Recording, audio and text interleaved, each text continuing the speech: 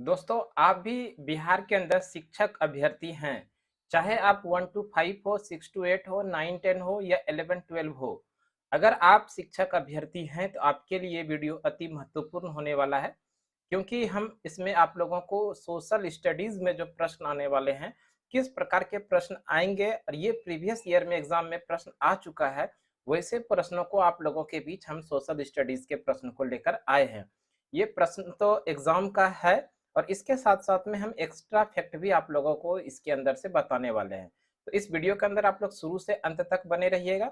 दोस्तों, आप अभी तक हमारे यूट्यूब चैनल पर पहली बार आए हैं तो निश्चित रूप से हमारे चैनल सुमन क्लासेस को सब्सक्राइब कर लीजिए और लाइक कर लीजिए और आप अपने दोस्तों को शेयर कर दीजिए। तो दोस्तों, इस क्लास को हम लोग शुरू करते हैं। ये प्रीवियस ईयर के जीके जीएस के क्वेश्चन है, पूरे डिटेल के साथ हम आपको बताएँगे, अंत तक बने रहिएगा। देखिए क्वेश्चन है, आधुनिक आवर्त सारणी का खोज किसने किया? आधुनिक आवर्त सारणी की बात किया जा रहा है। अगर आधुनिक आवर्त सारणी की बात करें, आधुनिक आवर्त सारणी का खोज मोजले ने किया। ऑप्शन नंबर बी सही हो जाएगा। वैसे केवल आवर्त सारणी की बात करें तो मेंडलीफ ने आवर्त सारणी का खोज किया था। नेक्स्ट क्वेश्चन है, विटामिन का खोज किसने किया? विटामिन की बात किया जा रहा है तो विटामिन का खोज फंक ने किया है 1912 ईस्वी में। विटामिन का खोज किसने किया है? फंक ने 1912 में। नेक्स्ट क्वेश्चन है, हड्डी को मांसपेशी से जोड़ने वाली संयोजी ऊतक का नाम है। हड्डी को मांसपेशी से जोड़ने वाली संयोजी ऊतक का नाम है टेंडन, जो ऑप्शन नंबर बी के अंदर, तो ऑप्शन नंबर बी सही हो जाएगा। वैसे ध्यान रखिएगा, हड्डी को हड्डी से जोड़ने वाली संयोजी ऊतक का नाम है लिगामेंट, ये भी ध्यान रखिएगा। हड्डी को हड्डी से जोड़ने वाली संयोजी ऊतक का नाम है लिगामेंट। यहाँ पर जो प्रश्न में पूछा गया है, हड्डी को मांसपेशी से जोड़ने वाली संयोजी ऊतक क्या है? ये टेंडन है, जो ऑप्शन नंबर बी के अंदर है। नेक्स्ट क्वेश्चन है, रॉकेट किस सिद्धांत पर कार्य करता है? रॉकेट किस सिद्धांत पर कार्य करता है? तो ध्यान रखिएगा, रॉकेट ये क्रिया प्रतिक्रिया के सिद्धांत पर कार्य करता है, जो ऑप्शन नंबर सी के अंदर है, तो ऑप्शन नंबर सी सही हो जाएगा। वैसे ध्यान रखिएगा, न्यूटन ने गति के 3 नियम दिए हैं, तो ये कौन सा नियम है? ध्यान रखिएगा, जड़ से क्रिया, इसको ऐसे भी याद रख सकते हैं, जड़ से क्रिया। न्यूटन ने गति के 3 नियम दिए हैं और ये तीनों नियम क्या है? जड़ से क्रिया है। देखिए, पहला नियम है जड़त्व का नियम, दूसरा से हो जाएगा संवेग का नियम और तीसरा हो जाएगा क्रिया और प्रतिक्रिया। तो यही रॉकेट किस सिद्धांत पर कार्य करता है? क्रिया प्रतिक्रिया के सिद्धांत पर कार्य करता है, जो ऑप्शन नंबर सी के अंदर है। नेक्स्ट क्वेश्चन नंबर 5 में है, ब्यूटामोनोस्पर्मा किस पेड़ का वैज्ञानिक नाम है? ब्यूटामोनोस्पर्मा किस पेड़ का वैज्ञानिक का नाम है? तो ये पलास का वैज्ञानिक नाम है, ब्यूटामोनोस्पर्मा पलास, ऑप्शन नंबर सी सही हो जाएगा। नेक्स्ट क्वेश्चन नंबर 6 है, मौलिक कर्तव्य किस देश से लिया गया? मौलिक कर्तव्य का प्रावधान किस देश के संविधान से लिया गया? तो ये मौलिक कर्तव्य का चर्चा किया जा रहा है। मौलिक कर्तव्य का प्रावधान ये जो लिया गया है रूस से, ऑप्शन नंबर बी सही हो जाएगा। दोस्तों ध्यान रखिएगा, मूल संविधान में मौलिक कर्तव्य का प्रावधान नहीं था। 42वां संविधान संशोधन 1976 के द्वारा मौलिक कर्तव्य को जोड़ा गया और 10 मौलिक कर्तव्य को जोड़ा गया था सरदार स्वर्ण सिंह समिति के सिफारिश पर। वर्तमान समय में 11 मौलिक कर्तव्य है। नेक्स्ट क्वेश्चन है, क्वेश्चन नंबर 7, धन विधेयक का प्रावधान किस देश के संविधान से लिया गया? धन विधेयक का प्रावधान किस अनुच्छेद में है? दोस्तों ध्यान रखिएगा, धन विधेयक ये बात किया जा रहा है, धन विधेयक यानी मनी बिल। मनी बिल का प्रावधान भारतीय संविधान के अनुच्छेद नंबर 110 के अंदर है, तो जो ऑप्शन नंबर डी के अंदर है। धन विधेयक भारतीय संविधान के अनुच्छेद नंबर 110 के अंदर है। नेक्स्ट क्वेश्चन है, राष्ट्रपति को अध्यादेश जारी करने का अधिकार किस अनुच्छेद में है? राष्ट्रपति को अध्यादेश जारी करने का अधिकार अनुच्छेद नंबर 123 के अंदर है। ध्यान रखिएगा, अनुच्छेद नंबर 123 में राष्ट्रपति को अध्यादेश जारी करने का अधिकार है, जो ऑप्शन नंबर सी के अंदर है, तो ऑप्शन नंबर सी सही हो जाएगा। दोस्तों अगर बात कर ले राज्यपाल को अध्यादेश जारी करने का अधिकार, तो अनुच्छेद नंबर 213 के अंदर है। राज्यपाल को अध्यादेश जारी करने का अधिकार अपने राज्य के अंदर अनुच्छेद नंबर 213 के अंदर है। नेक्स्ट क्वेश्चन नंबर 9 में है, संयुक्त बैठक यानी संयुक्त बैठक ये हुआ लोकसभा और राज्यसभा का एक साथ बैठक। संयुक्त बैठक किस अनुच्छेद में? संयुक्त बैठक का प्रावधान भारतीय संविधान के अनुच्छेद नंबर 108 में है। 108 अनुच्छेद नंबर 108 ऑप्शन नंबर डी के अंदर है, तो ऑप्शन नंबर डी सही हो जाएगा। वैसे अगर बात कर ले संयुक्त बैठक बुलाने का काम राष्ट्रपति का है, लेकिन संयुक्त बैठक की अध्यक्षता लोकसभा अध्यक्ष करते हैं। ध्यान रखिएगा, संयुक्त बैठक बुलाता राष्ट्रपति है, लेकिन संयुक्त बैठक की अध्यक्षता लोकसभा अध्यक्ष करते हैं।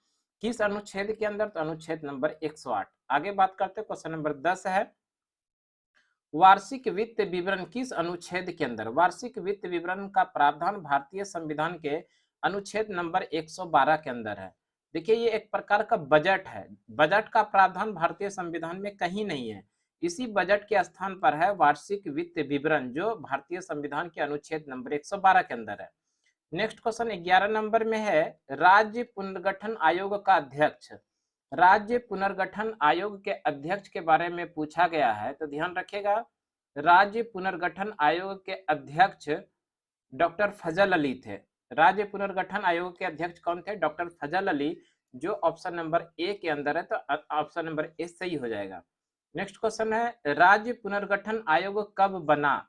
राज्य पुनर्गठन आयोग जो बना ये 1952 में बना है, जो ऑप्शन नंबर सी के अंदर है, तो ऑप्शन नंबर सी सही हो जाएगा। राज्य पुनर्गठन आयोग 1952 में बना, लेकिन राज्य पुनर्गठन अधिनियम जो बना ये 1956 में बना। ध्यान रखिएगा, राज्य पुनर्गठन अधिनियम ये लागू कब हुआ था? तो 1956 में अधिनियम, और राज्य पुनर्गठन आयोग बना था 1952 में डॉक्टर फजल अली की अध्यक्षता में। नेक्स्ट क्वेश्चन नंबर 13 है, संविधान सभा के निर्माण के लिए द्वितीय बैठक कब हुई? संविधान सभा के निर्माण के लिए पहली बैठक जो हुई थी 9 दिसंबर 1946 को। पहली बैठक 9 दिसंबर 1946 को संविधान सभा के निर्माण के लिए पहली बैठक हुई थी, और इसी दिन डॉक्टर सच्चिदानंद सिन्हा को अस्थायी अध्यक्ष बनाया गया था। प्रश्न में पूछा है द्वितीय बैठक, तो द्वितीय बैठक ध्यान रखिएगा 11 दिसंबर 1946 को संविधान सभा के निर्माण के लिए द्वितीय बैठक हुई थी 11 दिसंबर 1946 को। तो इस तरह से ऑप्शन नंबर बी इसका सही आंसर होगा।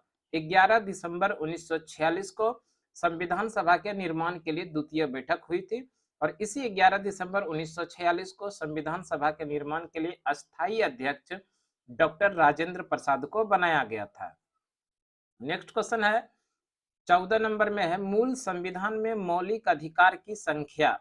मूल संविधान में मौलिक अधिकार की संख्या, तो दोस्तों ये मूल अधिकार वो अधिकार है जिस संविधान में किसी भी प्रकार का कोई संशोधन नहीं हुआ है, उसको मूल संविधान कहेंगे। मूल संविधान में मौलिक अधिकारों की संख्या 7 था, जबकि वर्तमान समय में मौलिक अधिकारों की संख्या 6 हो गई है। 44वां संविधान संशोधन 1978 के द्वारा संपत्ति के अधिकार को मौलिक अधिकार से निकालकर विधिक अधिकार के अंदर रखा, तो इस तरह से वर्तमान समय में मौलिक अधिकार की संख्या 6 हो गया है। नेक्स्ट क्वेश्चन है क्वेश्चन नंबर 15।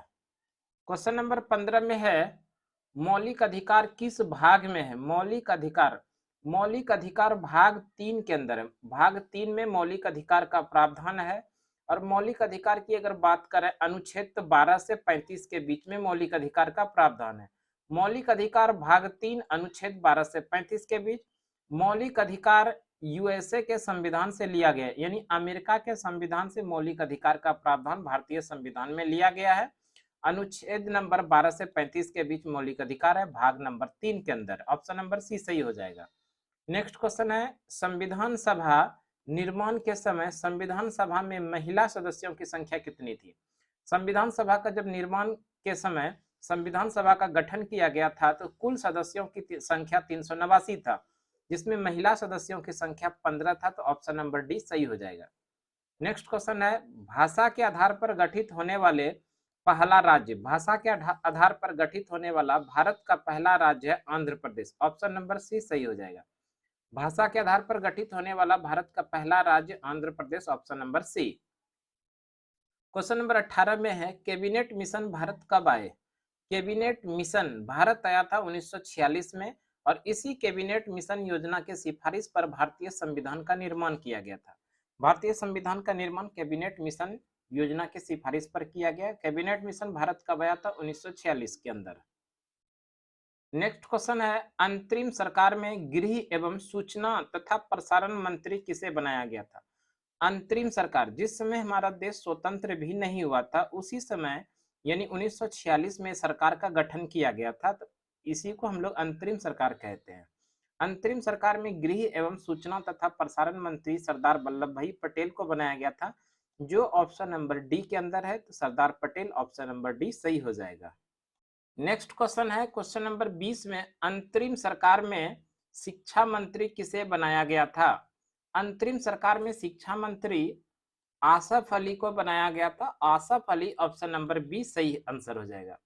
आगे क्वेश्चन नंबर 21 में है, आपातकाल का प्रावधान किस देश से लिया गया? आपातकाल का प्रावधान जो भारत के संविधान में लिया गया है, ये ऑप्शन नंबर सी जर्मनी के अंदर से लिया गया। ध्यान रखिएगा, आपातकाल का प्रावधान भारतीय संविधान में जर्मनी से लिया गया, ऑप्शन नंबर सी सही आंसर हो जाएगा। आपातकाल देश के अंदर तीन प्रकार के हैं, एक तो राष्ट्रीय आपातकाल, दूसरा राष्ट्रपति शासन, तीसरा वित्तीय आपातकाल। दोस्तों ये आपातकाल, राष्ट्रीय आपातकाल अनुच्छेद नंबर 352, राष्ट्रपति शासन अनुच्छेद नंबर 356 और वित्तीय आपातकाल अनुच्छेद नंबर 360। ध्यान रखिएगा, ये आपातकाल, राष्ट्रीय आपातकाल 3 बार लगाए गए। पहली बार जो लगाया गया था, तो ध्यान रखिएगा, पहली बार 1962 में जब चीन और भारत के बीच में युद्ध हुआ था, तो पहली बार आपातकाल लगाया गया था। दूसरी बार भारत और पाकिस्तान के बीच 1971 में युद्ध हुआ था, इस समय लगाया गया था। और तीसरी बार 1975 में जब आंतरिक गड़बड़ी हुई थी, तो उस समय 1975 में तीसरी बार आपातकाल लगाया गया था। तो इस तरह से देश के अंदर 3 बार राष्ट्रीय आपातकाल लगाया गया, पहली बार 1962 में, दूसरी बार 1971 में और तीसरी बार 1975 में। नेक्स्ट क्वेश्चन है क्वेश्चन नंबर 22 में, विधि के समक्ष समानता किस अनुच्छेद में है? विधि के समक्ष समानता किस अनुच्छेद में? अनुच्छेद नंबर 14 के अंदर है, जो ऑप्शन नंबर ए के अंदर है। नेक्स्ट क्वेश्चन है, आपातकाल की घोषणा किसके द्वारा किया जाता है? आपातकाल की घोषणा प्रधानमंत्री के सलाह पर राष्ट्रपति के द्वारा किया जाता है, राष्ट्रपति ऑप्शन नंबर डी सही आंसर। नेक्स्ट क्वेश्चन है 24 नंबर, द्वितीय राष्ट्रीय आपातकाल किन दो देशों के बीच हुआ था? देशों के किन देश के युद्ध के समय हुआ था? तो ध्यान रखिएगा, दूसरी बार जो राष्ट्रीय आपातकाल यानी 1971 में लगाया गया था, तो इस समय भारत और पाकिस्तान के बीच में युद्ध हो रहा था, इसलिए लगाया गया था, जो ऑप्शन नंबर ए के अंदर है। नेक्स्ट क्वेश्चन है, राष्ट्रीय आपातकाल का अनुच्छेद। अभी पीछे बताए दोस्तों, राष्ट्रीय आपातकाल अनुच्छेद नंबर 352, जो ऑप्शन नंबर बी के अंदर है। अनुच्छेद नंबर 356 में राष्ट्रपति शासन लगाया जाता है, जबकि अनुच्छेद नंबर 360 में वित्तीय आपातकाल लगाया जाता है, और देश के अंदर अभी तक एक बार भी वित्तीय आपातकाल नहीं लगाया गया है। नेक्स्ट क्वेश्चन है, मुंबई को नासिक से जोड़ने वाली दर्रा कौन सी है? मुंबई को नासिक से जोड़ने वाली दर्रा ये थाल घाट दर्रा है, जो ऑप्शन नंबर ए के अंदर है। अगर बात करें मुंबई को पुणे से जोड़ने वाली जो दर्रा है, वो भोर घाट दर्रा है, जो ऑप्शन नंबर बी में है। वैसे प्रश्न में जो पूछा गया मुंबई को नासिक से जोड़ने वाला, तो थाल घाट दर्रा ऑप्शन नंबर ए सही हो जाएगा। नेक्स्ट क्वेश्चन है, थाल घाट दर्रा किस राज्य में स्थित है?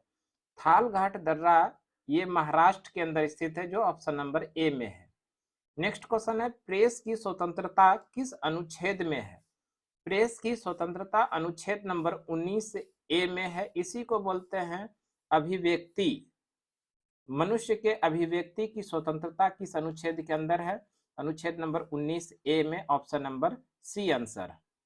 नेक्स्ट क्वेश्चन जो है 29 नंबर में, बेगार प्रथा यानी मानव अंगों की तस्करी किस अनुच्छेद में? बेगार प्रथा या मानव अंगों की तस्करी किस अनुच्छेद में? तो अनुच्छेद नंबर 23 के अंदर, ऑप्शन नंबर डी सही आंसर हो जाएगा। बेगार प्रथा और मानव अंगों की तस्करी किस अनुच्छेद के अंदर? अनुच्छेद नंबर 23 में। क्वेश्चन नंबर 30 में है, मालदीव एवं मिनीकॉय के बीच कौन सी अक्षांश रेखा है?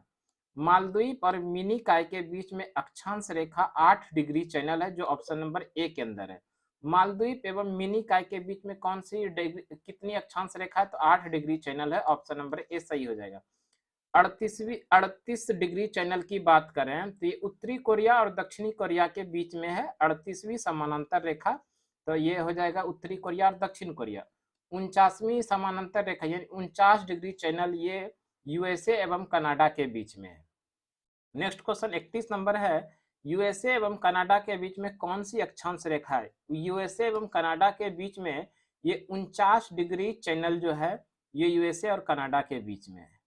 10 डिग्री चैनल अगर बात करें तो अंडमान एवं निकोबार द्वीप समूह के बीच में जो अक्षांश रेखा है वो 10 डिग्री चैनल। वैसे आगे प्रश्न भी है, अंडमान एवं निकोबार द्वीप समूह के बीच कौन सी अक्षांश रेखा है? तो ध्यान रखिएगा ये 10 डिग्री चैनल जो ऑप्शन नंबर सी के अंदर है।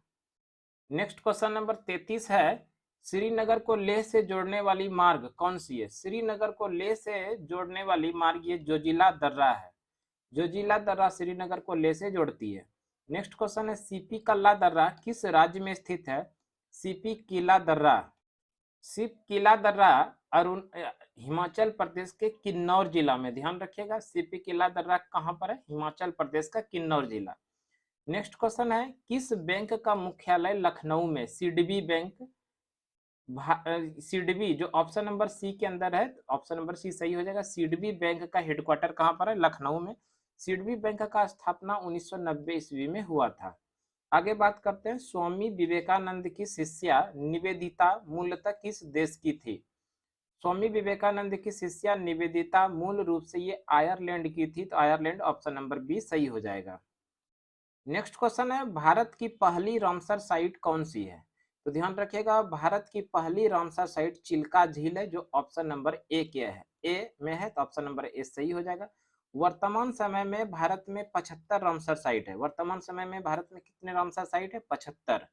और ये रामसर जो होता है ध्यान रखिएगा आर्द्र भूमि के संरक्षण के लिए रामसर समझौता हुआ था 2 फरवरी 1971 को। और ये रामसर है कहाँ पर ये भी जानिए, ये ईरान के अंदर है रामसर, और यहीं पर आर्द्र भूमि के संरक्षण के लिए 2 फरवरी 1971 को रामसर समझौता हुआ था। और भारत में कितने रामसर साइट है वर्तमान में? तो 75 रामसर साइट है। पहला रामसर साइट कौन सा था? चिल्का झील जो उड़ीसा के अंदर है। नेक्स्ट क्वेश्चन है, लिपू लेख दर्रा किस राज्य में है? लिपू लेख दर्रा उत्तराखंड में है। उत्तराखंड ऑप्शन नंबर ए में है, ऑप्शन नंबर ए सही हो जाएगा। क्वेश्चन नंबर 39 है, अटल सुरंग की लंबाई कितना है? दोस्तों ध्यान रखिएगा अटल सुरंग इसी का दूसरा नाम था रोहतांग सुरंग। रोहतांग सुरंग का ही नाम बदल के कर दिया गया है अटल सुरंग, जिसकी लंबाई 9.02 किलोमीटर है, जिस जो ऑप्शन नंबर डी के अंदर है, तो ऑप्शन नंबर डी सही हो जाएगा। 9.02 किलोमीटर अटल सुरंग की लंबाई है। ये लेह को मनाली से जोड़ती है। ध्यान रखिए लेह को मनाली से जोड़ने वाली सुरंग है अटल सुरंग, जिसकी लंबाई है 9.02 किलोमीटर। नेक्स्ट क्वेश्चन 40 नंबर में है, भीमबेटका की गुफा किस राज्य में है? भीमबेटका की गुफा ये गुफा चित्रकारी के लिए फेमस है, और ये है मध्य प्रदेश में। मध्य प्रदेश जो ऑप्शन नंबर सी के अंदर है, तो सी सही हो जाएगा। भीमबेटका की गुफा मध्य प्रदेश के रायसेन जिला में है। भीमबेटका की गुफा चित्रकारी के लिए फेमस है। नेक्स्ट क्वेश्चन नंबर 41 में है, पूरे विश्व में सबसे लंबी तटीय सीमा रेखा वाला देश? पूरे विश्व में सबसे लंबी तटीय सीमा रेखा वाला देश कनाडा है, जो ऑप्शन नंबर बी में भी है और ऑप्शन नंबर डी में भी है। अगर भारत में बात कर लें, भारत में सबसे लंबी तटीय सीमा रेखा वाला राज्य तो गुजरात है। सबसे लंबी तटीय सीमा रेखा वाला राज्य गुजरात। नेक्स्ट क्वेश्चन है, नेक्स्ट क्वेश्चन 42 नंबर है, अरावली पर्वत शिखर किस राज्य में है? अरावली पर्वत शिखर ये ऑप्शन नंबर सी राजस्थान के अंदर है। नेक्स्ट क्वेश्चन है, कंचनजंगा किस राज्य में स्थित है? कंचनजंगा जो है ये सिक्किम राज्य में स्थित है, ऑप्शन नंबर डी सही हो जाएगा। नेक्स्ट क्वेश्चन है, कर्क रेखा भारत में इनमें से किस राज्य से होकर नहीं गुजरती है? कर्क रेखा, दोस्तों कर्क रेखा की बात करें तो कर्क रेखा भारत में कुल 8 राज्यों से होकर गुजरती है। कर्क रेखा भारत में कितने राज्यों से गुजरती है? 8 राज्यों से। ये है गुजरात, राजस्थान, मध्य प्रदेश, छत्तीसगढ़, झारखंड, पश्चिम बंगाल, त्रिपुरा और मिजोरम। भारत के 8 राज्यों से कर्क रेखा गुजरती है। अब हम लोग देख लेते हैं इनमें से 8 में से कौन कौन से राज्य हैं। कर्क रेखा भारत के इनमें से किस राज्य से होकर नहीं गुजरती है? प्रश्न में ये दिया गया, राजस्थान से गुजरती है, गुजरात से भी गुजरती है, मिजोरम से भी गुजरती है। किससे नहीं गुजरती है? तो ऑप्शन नंबर बी जो है मणिपुर, इन राज्यों से कर्क रेखा होकर नहीं गुजरती है। नेक्स्ट क्वेश्चन है 45 नंबर, कंचनजंगा की ऊंचाई कितना मीटर है? कंचनजंगा की ऊंचाई की बात किया जा रहा है। कंचनजंगा की ऊंचाई मीटर में 85-86 मीटर है। 8,586 मीटर कंचनजंगा की ऊंचाई है, जो ऑप्शन नंबर सी के अंदर है। नेक्स्ट क्वेश्चन है, भारत का मानक समय रेखा किस राज्य से होकर नहीं गुजरती है? दोस्तों ध्यान रखिएगा, भारत का मानक समय रेखा ये किस राज्य से नहीं गुजरती है, तो उसके पहले हम लोग देख लेते हैं कौन कौन से राज्य से भारत का मानक समय गुजरती है। तो उत्तर प्रदेश से गुजरती है, मध्य प्रदेश से गुजरती है, छत्तीसगढ़, उड़ीसा और आंध्र प्रदेश। तो इस तरह से ये भी ध्यान रखेंगे, भारत के 5 राज्यों से भारत का मानक समय रेखा गुजरती है। उत्तर प्रदेश, मध्य प्रदेश, छत्तीसगढ़, उड़ीसा और आंध्र प्रदेश। अब देख लेते हैं ऑप्शन में क्या है। भारत का मानक समय किस राज्य से होकर नहीं गुजरती है? तो इसमें से ऑप्शन जो है उत्तर प्रदेश से गुजरता है, मध्य प्रदेश से भी गुजरता है और ये ओडिशा जो है ओडिशा से भी गुजरता है। तो इस तरह से ऑप्शन नंबर सी जो है झारखंड से नहीं गुजरता है। तो ऑप्शन नंबर सी सही हो जाएगा। भारत का मानक समय रेखा झारखंड राज्य से नहीं गुजरता है। नेक्स्ट क्वेश्चन है, भारत का सर्वाधिक सीमा किस देश के साथ लगती है? भारत का सर्वाधिक सीमा किस देश के साथ लगती है? तो ये ऑप्शन पर डिपेंड है दोस्तों। पाकिस्तान, नेपाल, चीन, अफगानिस्तान। सबसे अधिक सीमा बाय ऑप्शनल में आंसर ऑप्शन नंबर सी में चीन के साथ लगती है। वैसे अगर भारत की सर्वाधिक सीमा तो बात कर लें, बांग्लादेश से सर्वाधिक सीमा लगता है 40-96 किलोमीटर। बांग्लादेश से सर्वाधिक सीमा लगता है 40-96 किलोमीटर और सबसे कम जो है अफगानिस्तान से 106 किलोमीटर लगता है। नेक्स्ट क्वेश्चन है, मानक समय रेखा कितने राज्यों से होकर गुजरती है? भारत की मानक समय रेखा भारत के 5 राज्यों से होकर गुजरती है। अभी पीछे बताएं, उत्तर प्रदेश, मध्य प्रदेश, ओडिशा, छत्तीसगढ़ और आंध्र प्रदेश। इन 5 राज्यों से भारत का मानक समय गुजरती है। नेक्स्ट क्वेश्चन नंबर 49 में है, भारत रत्न की शुरुआत कब हुई? भारत रत्न की शुरुआत हुई है 1954 ईस्वी में। भारत में दिया जाने वाला सर्वोच्च नागरिक सम्मान भारत रत्न की शुरुआत 1954 में हुआ है। नेक्स्ट क्वेश्चन है, निम्न में से किसे 1954 में भारत रत्न सम्मान से सम्मानित नहीं किया गया था? 1954 में पहली बार भारत रत्न दिया गया और ये जो दिया गया 3 लोगों को दिया गया था। सीवी रमन को दिया गया था, राजगोपालाचारी को दिया गया था, सर्वपल्ली राधाकृष्णन को दिया गया था। तो किसको नहीं दिया गया था? तो विद्यानंद राय को 1954 में भारत रत्न नहीं दिया गया था, इसलिए ऑप्शन नंबर बी सही हो जाएगा। नेक्स्ट क्वेश्चन है, भारत का दक्षिणतम बिंदु कौन सा है? भारत का सबसे दक्षिणतम बिंदु जो है, तो ध्यान रखिएगा, इंदिरा पॉइंट है और इसी इंदिरा पॉइंट का दूसरा नाम है पिग्मिलियन पॉइंट, जो ऑप्शन नंबर सी के अंदर है। तो ऑप्शन नंबर सी सही हो जाएगा। नेक्स्ट क्वेश्चन नंबर 52 है, निम्न में से असुमेलित है, असुमेलित है, असुमेलित है मतलब कि कौन सा सुमेलित नहीं है? मोहिनी अट्टनम केरल, कथकली, कथकली केरल से संबंधित है। यहाँ पर दिया गया है कर्नाटक, इसलिए ऑप्शन नंबर बी इसका सही आंसर हो जाएगा। नेक्स्ट क्वेश्चन देखिए, दिया गया है राष्ट्रीय महिला दिवस। दोस्तों ध्यान से पढ़िए, राष्ट्रीय महिला दिवस पूछा गया है। राष्ट्रीय महिला दिवस, राष्ट्रीय महिला दिवस प्रत्येक वर्ष 13 फरवरी को मनाया जाता है, जो ऑप्शन नंबर बी के अंदर है। राष्ट्रीय महिला दिवस सरोजिनी नायडू का जन्मदिन मनाते हैं राष्ट्रीय महिला दिवस के रूप में 13 फरवरी को। अंतर्राष्ट्रीय महिला दिवस 8 मार्च को मनाया जाता है। ये इंपॉर्टेंट है, ज्यादा प्रश्न पूछा जाता है यही, अंतर्राष्ट्रीय महिला दिवस 13 फरवरी को राष्ट्रीय महिला दिवस सरोजिनी नायडू का जन्मदिन है। नेक्स्ट क्वेश्चन है, भारत रत्न सम्मान प्राप्त करने वाली पहली महिला। भारत रत्न सम्मान प्राप्त करने वाली पहली महिला इंदिरा गांधी, जो ऑप्शन नंबर ए के अंदर है। नेक्स्ट क्वेश्चन है, प्रथम भारत रत्न सम्मान किसे मिला? प्रथम भारत रत्न सम्मान मिला था 3 लोगों को, वो थे डॉक्टर सर्वपल्ली राधाकृष्णन, सीवी रमन और राजगोपालाचारी, और इस तीनों में से सीवी रमन का नाम है इसमें, इसलिए ऑप्शन नंबर डी सही हो जाएगा। सीवी रमन को पहली बार भारत रत्न दिया गया था 1954 में, पहली बार यानी कि सर्वप्रथम भारत रत्न इसी को दिया गया था। इनके साथ में 2 और थे, एक सर्वपल्ली राधाकृष्णन और दूसरे थे राजगोपालाचारी। नेक्स्ट क्वेश्चन 56 नंबर में है, सीवी रमन को किस क्षेत्र में कार्य करने के लिए नोबेल पुरस्कार से सम्मानित किया गया? तो ध्यान रखिएगा, सीवी रमन को प्रकाश के परिकर्णन की खोज के लिए 1930 में नोबेल पुरस्कार दिया गया था। 1930 में, ऑप्शन नंबर सी सही हो जाएगा।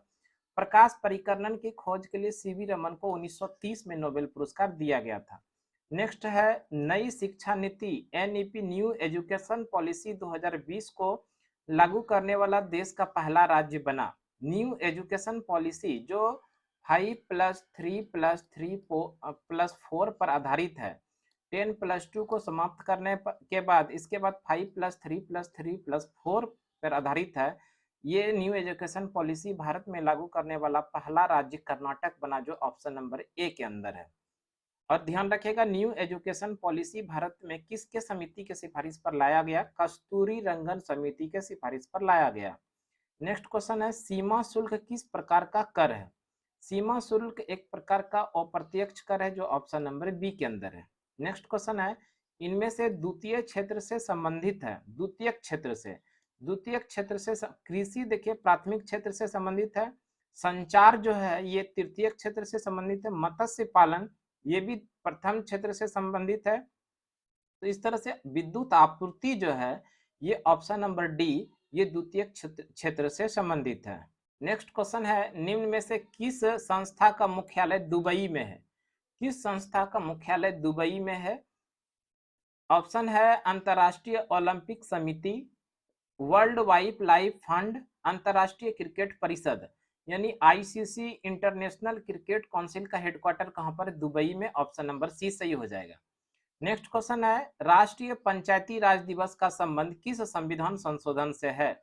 राष्ट्रीय पंचायती राज की बात किया जा रहा है तो पंचायती राज, राष्ट्रीय पंचायती राज ये 73वां संविधान संशोधन 1992 से संबंधित है। 73वां संविधान संशोधन 1992 के द्वारा भारतीय संविधान में अनुसूची नंबर 11 जोड़ा गया। इसी अनुसूची 11 में पंचायती राज का प्रावधान को जोड़ा गया। अनुसूची नंबर 11 में ध्यान रखिएगा अभी वर्तमान समय में 29 विषय है। पंचायती राज, राष्ट्रीय पंचायती राज दिवस कब मनाया जाता है? तो ये भी ध्यान रखिएगा 24 अप्रैल को राष्ट्रीय पंचायती राज दिवस मनाया जाता है। तो वैसे ये जो प्रश्न था राष्ट्रीय पंचायती राज दिवस का संबंध किस संविधान संशोधन से है? तो 73वां संविधान संशोधन, ऑप्शन नंबर डी सही आंसर हो जाएगा। देखिए नेक्स्ट क्वेश्चन दिया गया है 62 नंबर, बीसीसीआई की स्थापना कब होती है? बीसीसीआई की स्थापना 1928 में होती है, जो ऑप्शन नंबर सी के अंदर है। बीसीसीआई की स्थापना 1928 में, इसका हेडक्वार्टर वानखेड़े स्टेडियम मुंबई के अंदर है। और बीसीसीआई के हेड कौन है? रोजर बिन्नी वर्तमान समय में बीसीसीआई के हेड है। आईसीसी की बात किया जा रहा है। आईसीसी की स्थापना, इंटरनेशनल क्रिकेट काउंसिल की स्थापना 1909 ईस्वी में हुआ था, जिसका हेडक्वार्टर दुबई के अंदर है। और इसके जो हेड हैं वर्तमान समय में ग्रेग बर्कले, जो न्यूजीलैंड के हैं, आईसीसी के हेड हैं। आगे बात करते हैं फीफा। फीफा का स्थापना 1904 ईस्वी में होता है, जो ऑप्शन नंबर ए के अंदर है। आईपीएल की स्थापना 2008 ईस्वी में हुआ था। नेक्स्ट क्वेश्चन देखते हैं। नेक्स्ट क्वेश्चन है T20 महिला क्रिकेट विश्व कप 2022 कहां आयोजन किया गया? T20 महिला क्रिकेट विश्व कप 2022 का जो आयोजन किया गया था ये ऑप्शन नंबर डी न्यूजीलैंड के अंदर किया गया था। ऑप्शन नंबर डी सही आंसर हो जाएगा। पंपास घास के मैदान कहाँ स्थित है? पंपास घास का मैदान ये अर्जेंटीना के अंदर स्थित है। ऑप्शन नंबर सी सही हो जाएगा। नेक्स्ट क्वेश्चन है पर्यावरण संरक्षण अधिनियम किस वर्ष लागू हुआ? पर्यावरण संरक्षण अधिनियम 1986 के अंदर आता है। ऑप्शन नंबर डी सही आंसर हो जाएगा। देखिए 69 नंबर प्रश्न जो है ट्रॉफी का अनावरण, ये पूरा स्पष्ट प्रश्न नहीं हो पाया है, इसीलिए इस प्रश्न को आप लोग छोड़ दीजिए। क्वेश्चन नंबर 70 देखिए 70, 14 बैंकों का राष्ट्रीयकरण कब हुआ? 14 बैंकों का राष्ट्रीयकरण बोला गया तो 14 बैंकों का जो राष्ट्रीयकरण हुआ था ये 1969 के अंदर। ऑप्शन नंबर डी सही हो जाएगा। और 6 बैंकों का जो राष्ट्रीयकरण हुआ था वो 1980 के अंदर हुआ था। ये भी ध्यान रखिएगा भारत का पहला बैंक जिसका कि राष्ट्रीयकरण हुआ वो है रिजर्व बैंक ऑफ इंडिया। 1 जनवरी 1949 को भारत का पहला बैंक आरबीआई बना जिसका कि राष्ट्रीयकरण किया गया था। नेक्स्ट क्वेश्चन है आरबीआई के पहले गवर्नर कौन थे? रिजर्व बैंक ऑफ इंडिया के पहले गवर्नर ओसबोर्न स्मिथ, जो ऑप्शन नंबर ए के अंदर है, तो ऑप्शन नंबर ए सही हो जाएगा। ओसबोर्न स्मिथ आरबीआई के पहले गवर्नर थे। अगर बात कर लेते हैं आरबीआई के पहले भारतीय गवर्नर, आरबीआई के पहले भारतीय गवर्नर सीडी देशमुख थे। आरबीआई के पहले भारतीय गवर्नर सीडी देशमुख। प्रश्न में जो दिया गया आरबीआई के पहले गवर्नर, तो ओसबोर्न स्मिथ आंसर सही हो जाएगा। अगर पहले भारतीय गवर्नर होता तो सीडी देशमुख होता। वर्तमान समय में आरबीआई के जो गवर्नर है वो शक्तिकांत दास है। वर्तमान समय में आरबीआई के governor Shaktikanta Das. Next question है 6 अगस्त 2021 को भारतीय रिजर्व बैंक की मौद्रिक नीति समिति ने रिवर्स रेपो रेट को कितना प्रतिशत पर बरकरार रखने का फैसला किया है? तो ये 4% पर रखने का फैसला किया है। नेक्स्ट क्वेश्चन है लाल बहादुर शास्त्री की समाधि स्थल है। लाल बहादुर शास्त्री का समाधि स्थल को विजय घाट के नाम से जानते हैं, जो ऑप्शन नंबर बी के अंदर है। लाल बहादुर शास्त्री का जयंती 2 अक्टूबर को मनाते हैं और लाल बहादुर शास्त्री देश के दूसरे प्रधानमंत्री बने थे। चैत्रा भूमि की बात करें तो दोस्तों चैत्रा भूमि ये भीमराव अंबेडकर का समाधि स्थल है। नेक्स्ट क्वेश्चन है 74 नंबर है लाइकेन किसका सहजीवी है? लाइकेन ये जो कवक और शैवाल का है। कवक और शैवाल जो ऑप्शन नंबर सी में है, कवक और शैवाल का सहजीवी है लाइकेन। नेक्स्ट क्वेश्चन 75 नंबर में है T20 पुरुष क्रिकेट विश्व कप 2022 का विजेता कौन बने? T20 पुरुष क्रिकेट विश्व कप 2022 के विजेता जो बने हैं वो इंग्लैंड बने हैं। इंग्लैंड ने पाकिस्तान को हराकर T20 पुरुष क्रिकेट विश्व कप 2022 का खिताब जीता था। T20 पुरुष क्रिकेट विश्व कप 2022 के विजेता कौन है? इंग्लैंड। और उप विजेता कौन है? पाकिस्तान। तो दोस्तों इस तरह से ये जो टेस्ट हुआ था, इस टेस्ट के प्रश्न को हम पूरे डिटेल एक्सप्लेन के साथ आप लोगों के साथ रखने का प्रयास किए। हमें उम्मीद है कि आपको ये वीडियो जरूर पसंद आया होगा, आपके लिए जरूर ये लाभदायक साबित होने वाला है। तो इस तरह का वीडियो पाने के लिए लगातार हमारे यूट्यूब चैनल पर बने रहें। और अभी तक हमारे यूट्यूब चैनल पे आप नए हैं तो निश्चित रूप से आप सब्सक्राइब कर लीजिए और एक अच्छा सा कमेंट बॉक्स में जरूर कीजिए। तो आज की जानकारी, आज का क्लास यहीं तक। अगले क्लास में फिर से अगले दिन मिलते, तब तक के लिए धन्यवाद। जय हिंद दोस्तों।